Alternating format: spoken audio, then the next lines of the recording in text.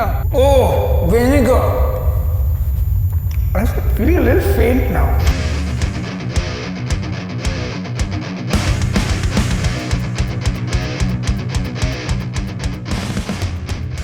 Horns up and welcome to a very special episode of Headbanger's Kitchen brought to you by Licious. Please say hello to Jishnu, who is my editor here. He edits all the videos that you see. And Jishnu is a certified spice freak. And I say that because he just loves to eat spicy food. He keeps telling me to try different hot sauces and I never do because I am a certified spice wuss. But Jishnu thought it would be a good idea for me to try all these sauces from the Hot Ones show because they're like really spicy. As advertised. And where did you get these from? These were a Christmas gift. It's one of the best gifts you can give a spice nut like myself. And I won't say I thought it was a good idea. I definitely thought it was a hilarious idea. And I stand by that. Of course. So you guys got to let me know in the comments how many sauces do you think I'm going to be able to survive. But of course, to try these sauces, we need some chicken wings. So let's go and cook them up because, well, we are a cooking show. So enough jibber jabber. Enough jibber jabber. Let's get cooking. So we're going to be using these ready to cook Licious crispy chicken wings. Now all we gotta do is get our oil nice and hot, then drop in those wings and cook for about 8 minutes and they're ready. Just look at the beautiful golden brown color. I don't think making chicken wings can get any easier than this. And now, just listen. That's a crispy wing. Oh yeah! Now chicken wings are a very American thing. We Indians are more familiar with something called chicken lollipops. Did you know that lollipops are just chicken wings that have been made fancy? So we're gonna take these raw chicken lollipops and marinate it in some buttermilk. We let this sit for an hour at least. Overnight is best, of course. Now we'll make some coating for our lollipops using potato starch. I'm gonna season that with some salt, some black pepper, garlic powder, and now give it all a good mix. Get it out of the buttermilk bath and into the coating mixture. Get it nicely covered and then place it on a wire rack. Once that's done, heat up your oil and then get those lollipops into the hot oil. Cook for 8 to 10 minutes till the coating is nice and crispy and golden brown. Remove from the oil and you've got fried lollipops. And just listen. Those are crispy as well. Now we've got our crispy chicken wings and our crispy lollipops, and it's time to go taste some hot sauces. But before we do that, use my code HBKWings to buy the freshest meat and seafood on licious.in and get a 15% discount. Alright folks, so we got our wings. Jishnu? Are you scared? Not It'd be yet. crazy not to be scared. I'm not scared, but let's get started. Let's, please. What's the first sauce? I'm debating whether or not I should tease anything about them. Okay, then let's just try it. Have you seen, how much of the show have you seen? Have you seen much of I've the Hot seen Ones show? quite a few episodes. So you know what you're getting into. And how much sauce are we putting on each wing? That is the... Just that much? Just a little dab. Okay. Okay? I feel like I should be a little braver and put a little more. That's all you, buddy. Oh, is that too much? Okay. Okay. I'm saying nothing. Very deliberately. Oh, I can smell the spice. Shall we? Horns up. Aren't you supposed to ask me a question? I will after you eat the damn thing. Oh, after I eat Jesus Christ, woman. Sorry, I forgot the format.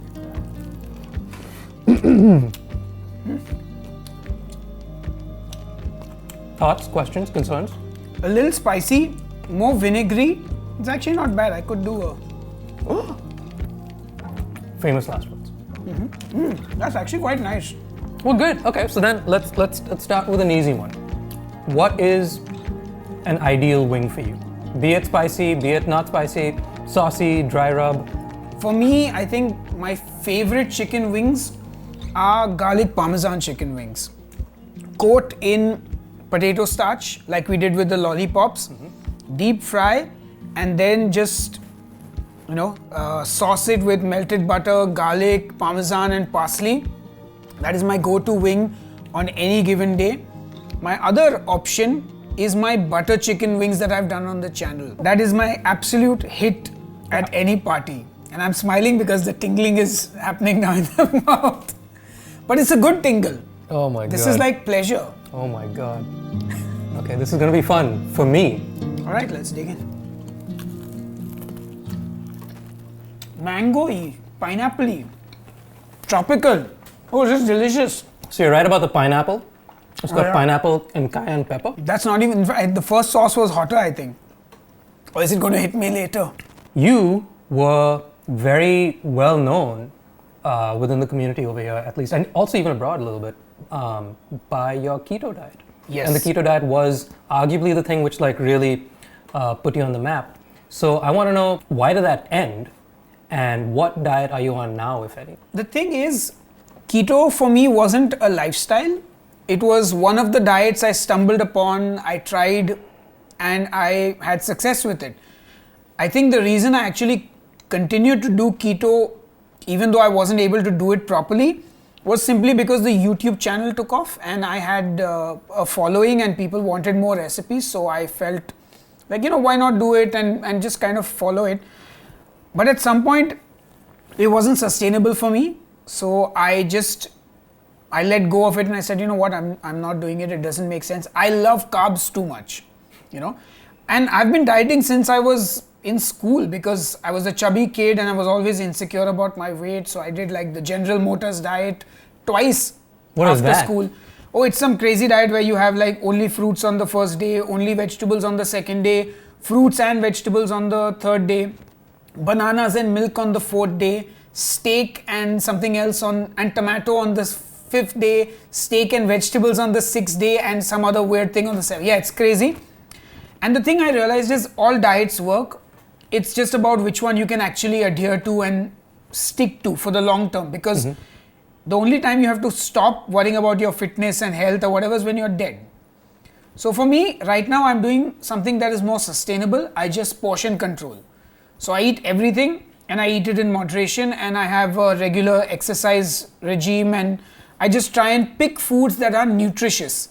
So I'm not trying to like avoid certain foods and say, oh, this is bad or that is bad. If I want to eat pastry or fried wings, I can, but I know that it's not necessarily the most healthy thing I'm eating, so I'll eat it in moderation and I'll try and balance it out by eating, healthier meals the rest of the time. So let's move on to the third victim, or murderer, shall I say.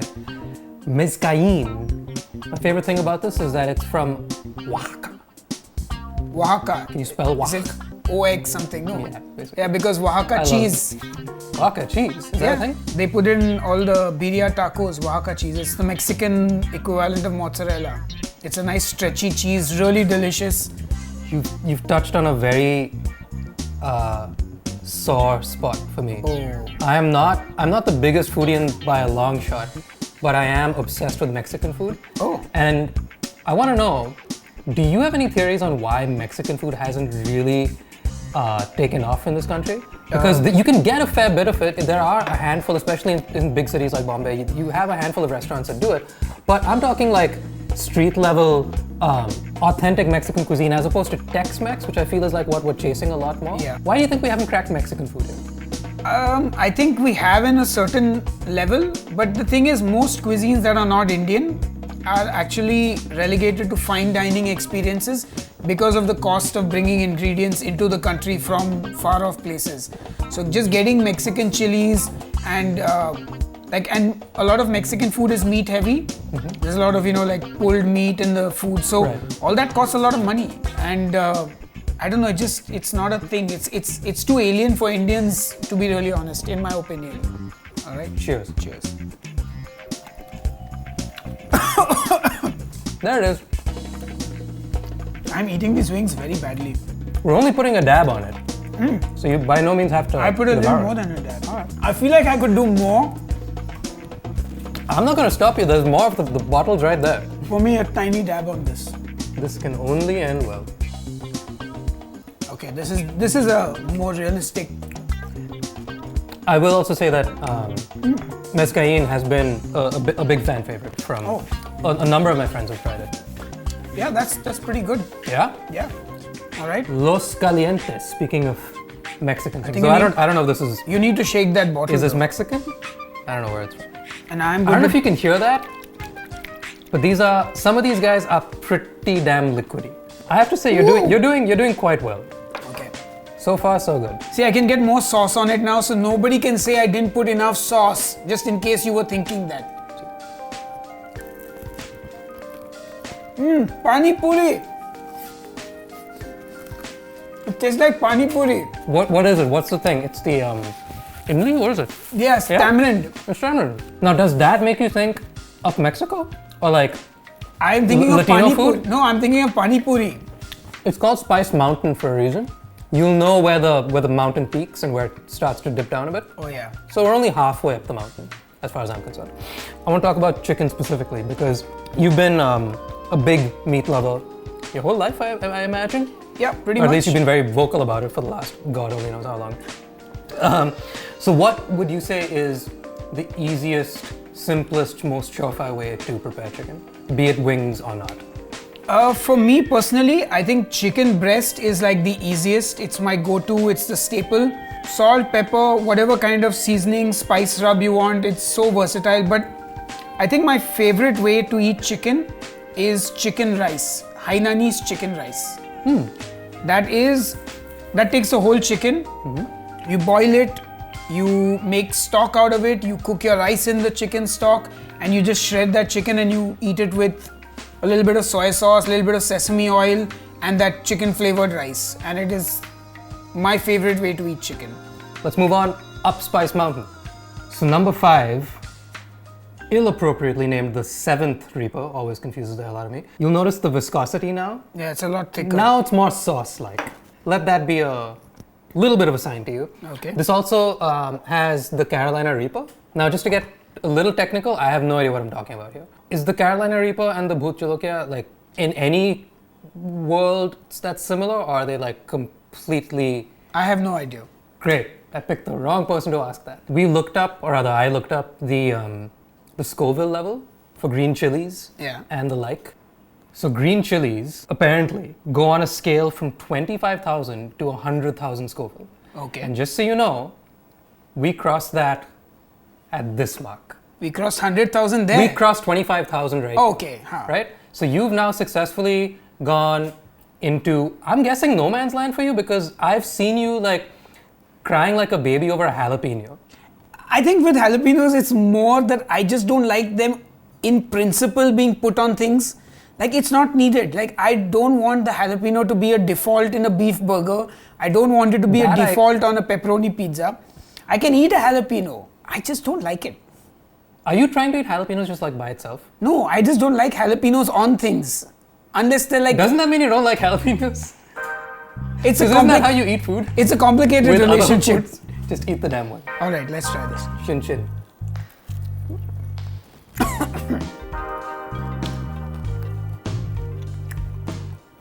I'm still okay.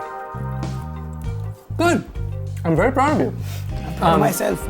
I want to talk about the fact that you've made good between both your music, your independent music work, and your stuff as a YouTube content creator.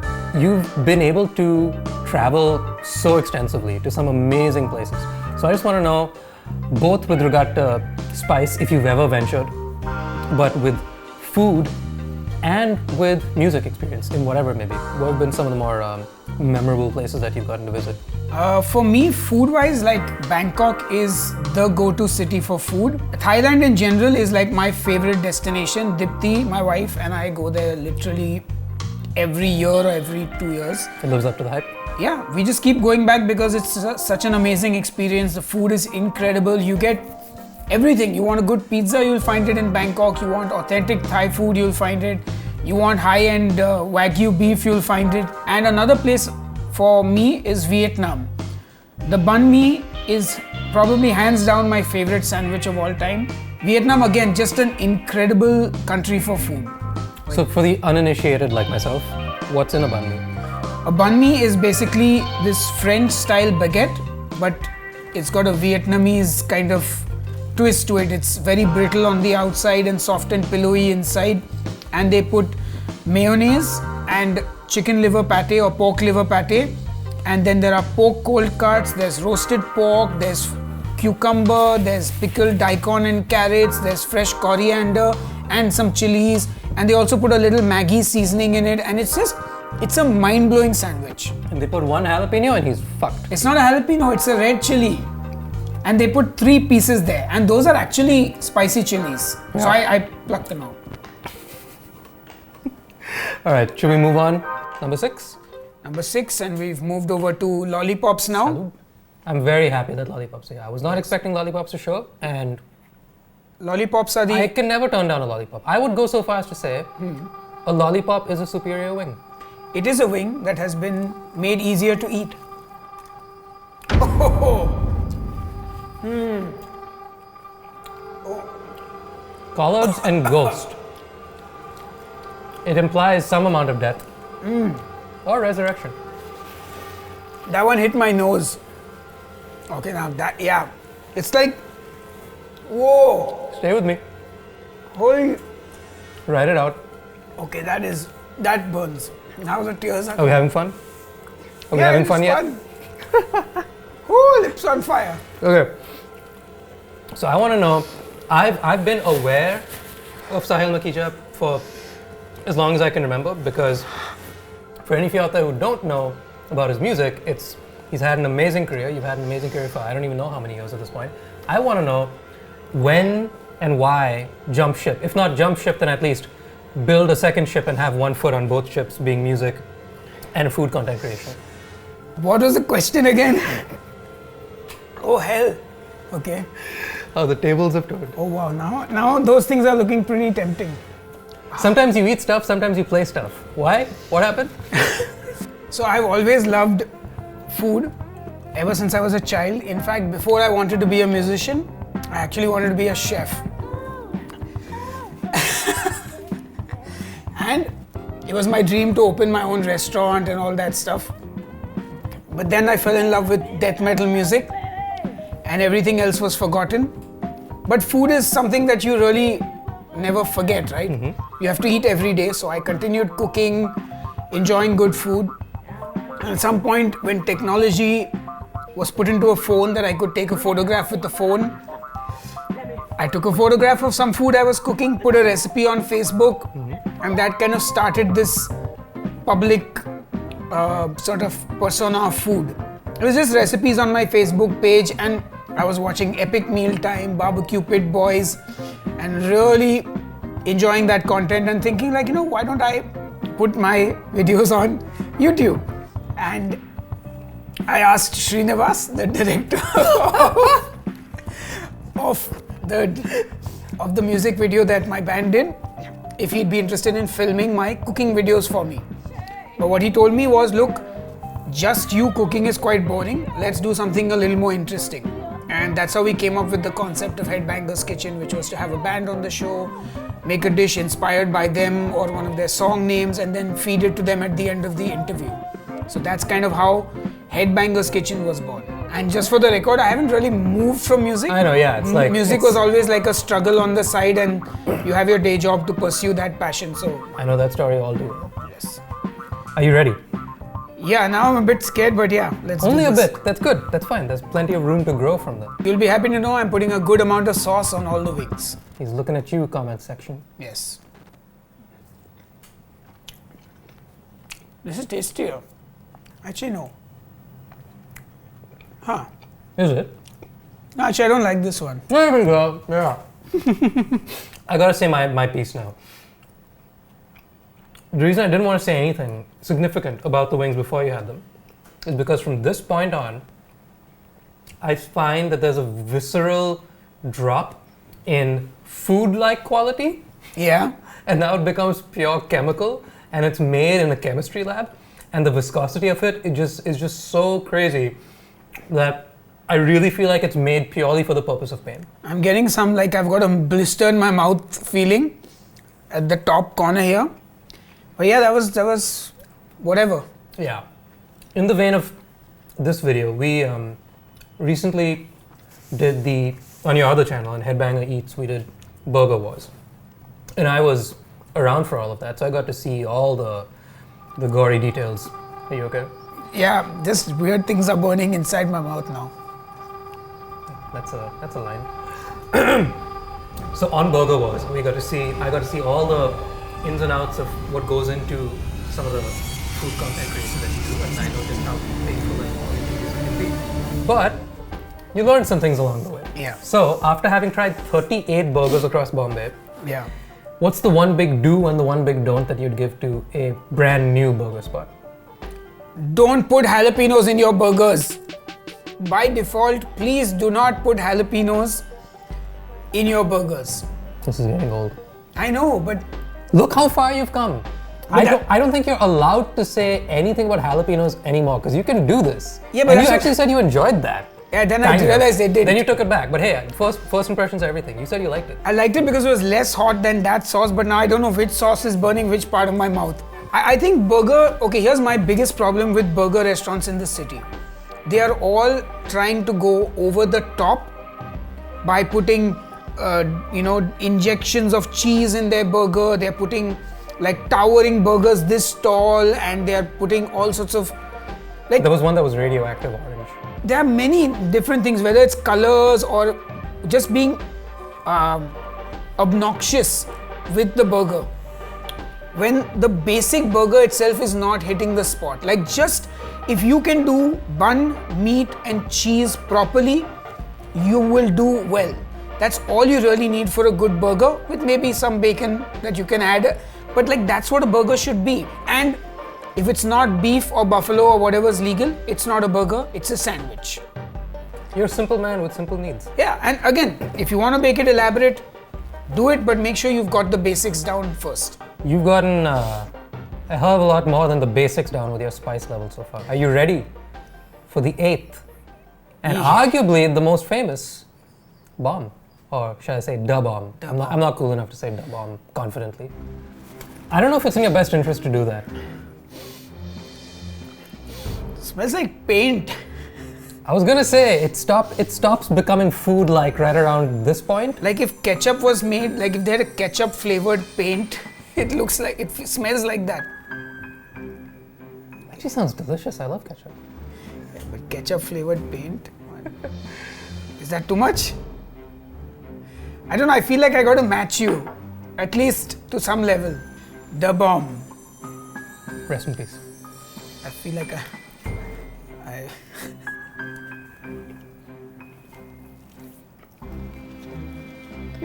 We're gonna sit with this one for a little bit. I'm gonna savor it.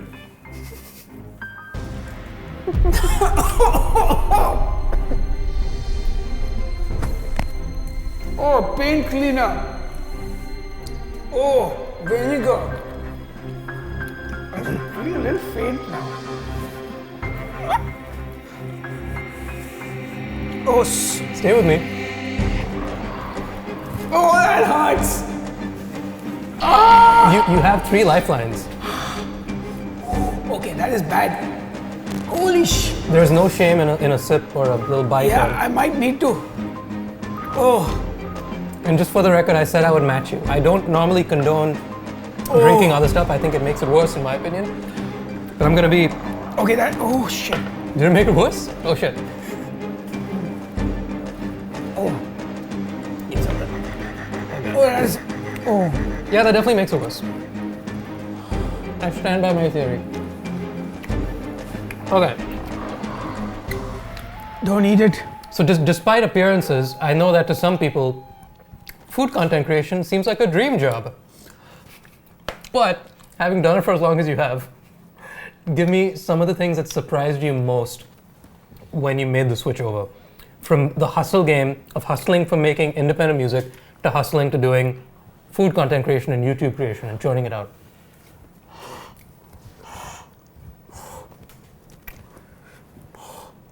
What's the question? Okay, that's bad. Oh.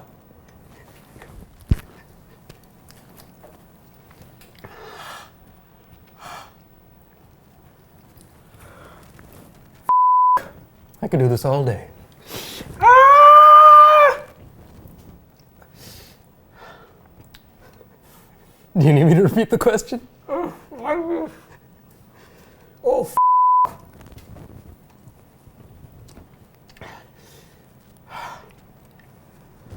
how do they do this?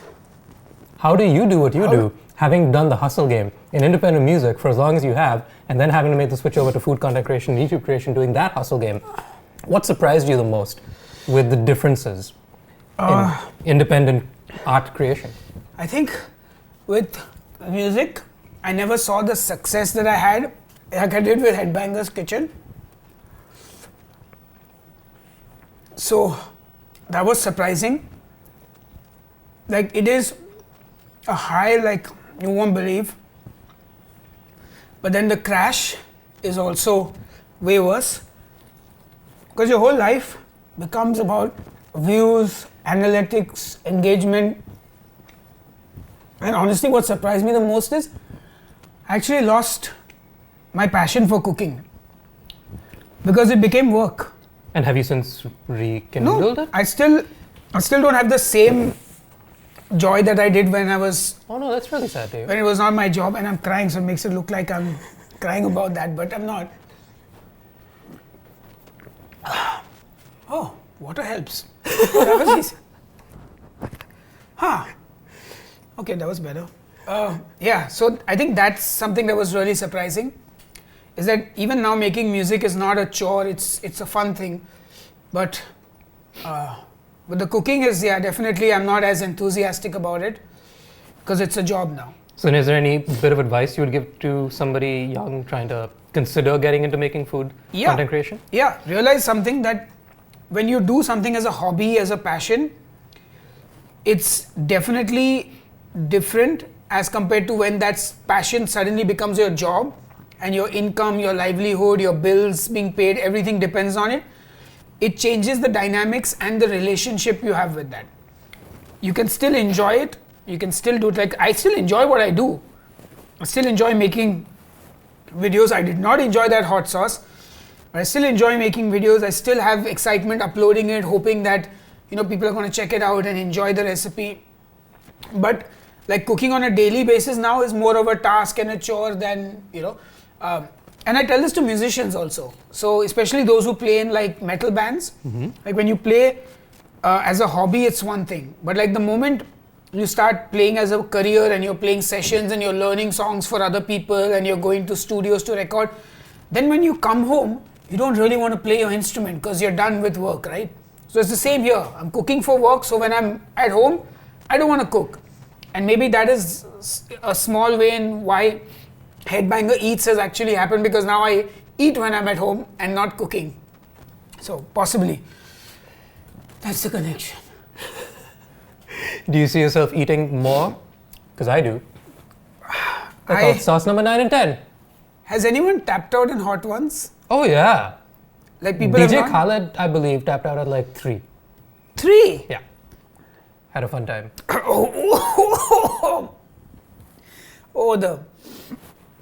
When it comes back up. I don't think I can tap out in my own show. Better up than down. If you were actually Sean Evans, I could, because then we'd be on the other channel. Okay. I believe in you. So, like I said, you've made it past the hump.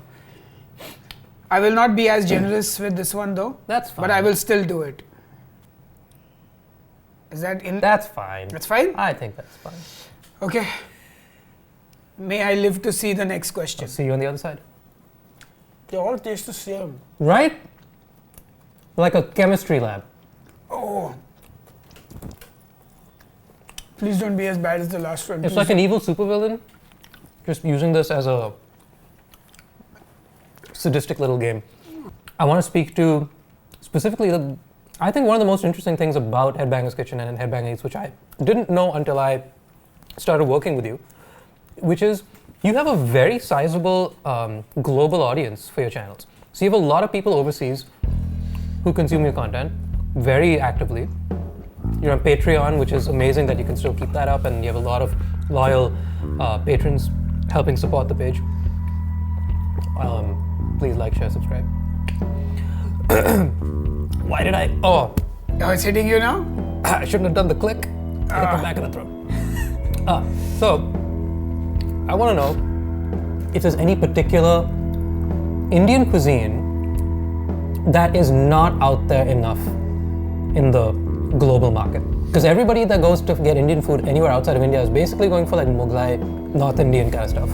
Yeah. My best bet is, I think, chaat would destroy the game elsewhere, because it's just such a unique Indian thing that I can't think of another texture quality like that. It tastes flavor explosion like chaat. Is there any particular cuisine that you think could make waves? So I'm not really well versed with Indian food because I've always disliked spice, and all the restaurant foods have always been way too spicy, which is why I've never really enjoyed food across India. When I've traveled with the band, I've always been looking for like a chicken sandwich somewhere.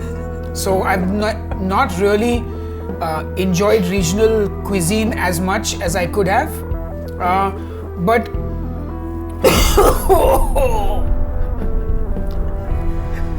but what I think was one of the most underrated meals I ever had in India was on my way to Shillong. We had some Khasi food. I think it was like black sesame pork and some other pork curry and rice and some vegetables. No spice, just beautiful flavors. And I think that cuisine, like it's just food in the Northeast in general, definitely deserves to be showcased outside India. People need to get a chance to try that food. One of the other dishes I really like is ghalo, which is like a pork porridge. Yum, so good. Ready to move on to the finale? Yes. Oh, it's gonna end now. Not until we have some fun. You can't be shy with this one. They still smell the same, all of them. I told you, after this point, it tastes like it is not food. 3 is enough? 4. Oh, wait. Well done. Okay. Well done, you. See, I told you. I knew you could do it. I knew you'd be fine. You're a man of your word. I haven't eaten it yet. Okay, I feel made like it past things are the hump. happening in my stomach also now. Okay? So with that gurgling in your stomach, salud. Horns up. Now as the spice slowly makes its way down the back of your throat, down your belly, and right back up again. Oh, it's going through my nose. I'm gonna give you one easy question, I think. True or false statement? Metalheads across the board, no matter where you're from, no matter what subgenre of metal, metalheads are the nicest, warmest, friendliest, cuddliest, and the most down-to-earth people in the music industry ever. I would say yes and no. No, why? What? I think, okay, so I think honestly, overall, Yeah. there is definitely a lot of friendly, nice metalheads who will make you feel welcome.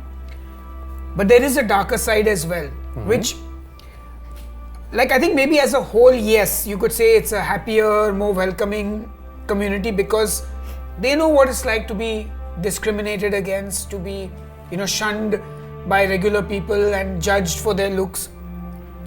But over the years, I think as I've grown up and I've seen more of the world, and more people in the metal community have also started speaking out and up, I realize metalheads are still part of the human race, and you still have bigotry and elitists and people who are not nice. So, I mean, it's still there, and I don't want to sugarcoat and paint metalheads as these incredible, everyone is like amazing.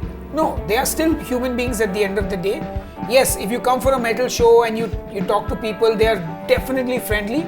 But I don't think people in other places would not be friendly. Maybe certain places, but like if you went for a blues or a jazz concert, I can't imagine someone not talking to you or making friends or I think you can do that in a lot of settings, and I see that in the food community as well.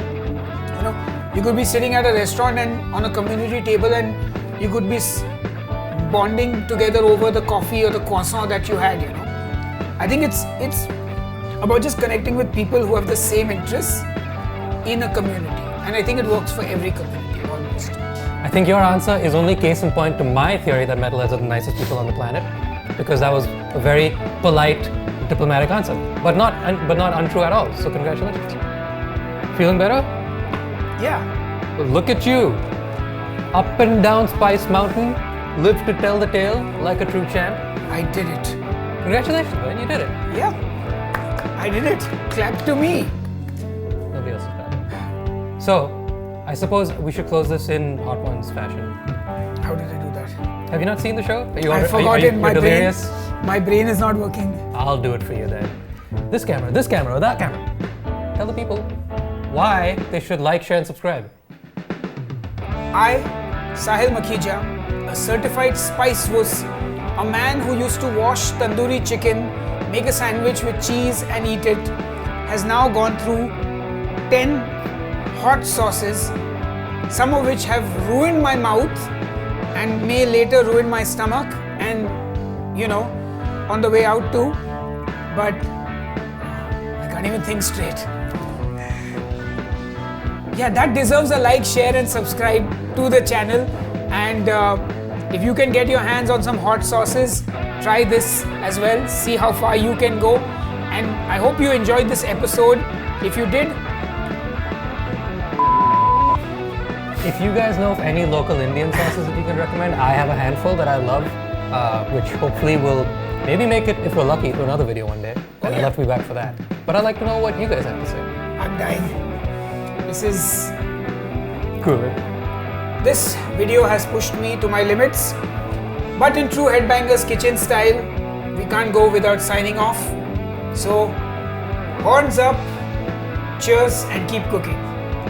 So to nobody's surprise, Sahil is unable to speak, so now I guess it's my job to remind you to use the code HPKWings on licious.in to get 15% off on your next order.